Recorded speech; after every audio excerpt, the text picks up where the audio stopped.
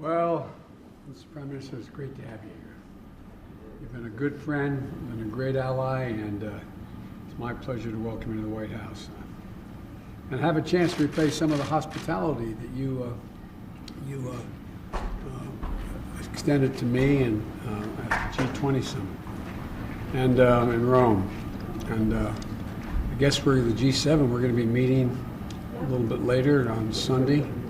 We had that meeting, and we're going to have a second COVID meeting as well. Yes. So we spent a lot of time together. You've been one of the closest allies we've had in responding to the seamless brutality of Putin.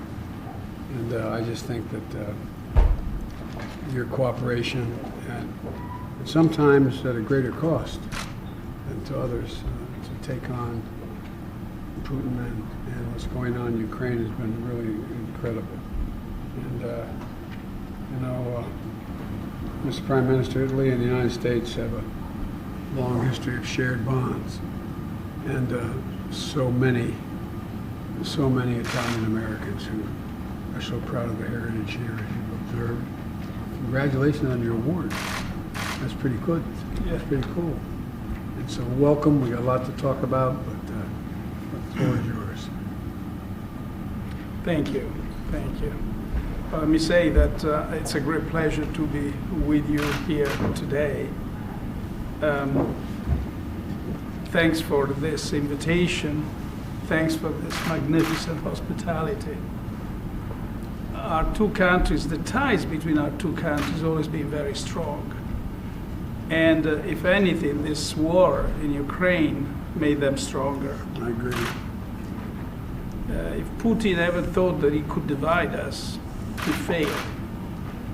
There's no question about that.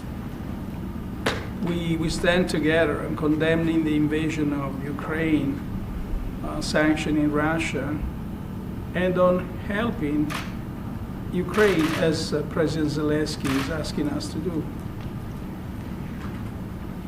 Well, but I have to tell you that in Italy and in Europe now, people want to put an end to these massacres, to this violence, this butchering that's happening. And people think about what can we do to bring peace. We certainly have to use any direct, indirect channel of communication. But is that enough? What can we do? People think that, at least they want to think about the possibility of bringing a ceasefire and starting again some credible negotiations. That's the situation right now. I think that we have to think deeply on how to address this.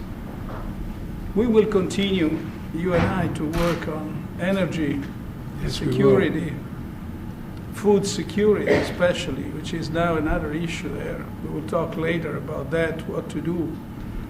And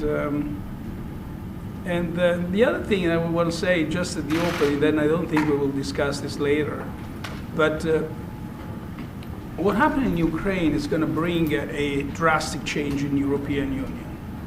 We've always been close, now we're going to be much closer. And but I know I can count on your support as a true friend of Europe and of Italy, of course. Thank you, Joe. Well, look, I just want to add one thing to that. I believe that a strong European Union is in the interest of the United States. Granted, it adds competition economically, but it's good. It's good. And I joked when the union was formally formed, as saying this is like, we have a thing called the Commerce Clause. You go from one state to the other. I remember. You don't have to go through checkpoints. Well, it's sort of Europe's Commerce Clause. And it's good for everyone.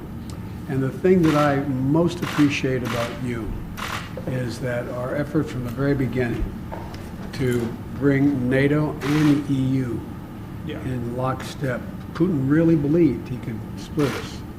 And we've all stepped up. But anyway, I'm delighted you're here, anxious to talk to you.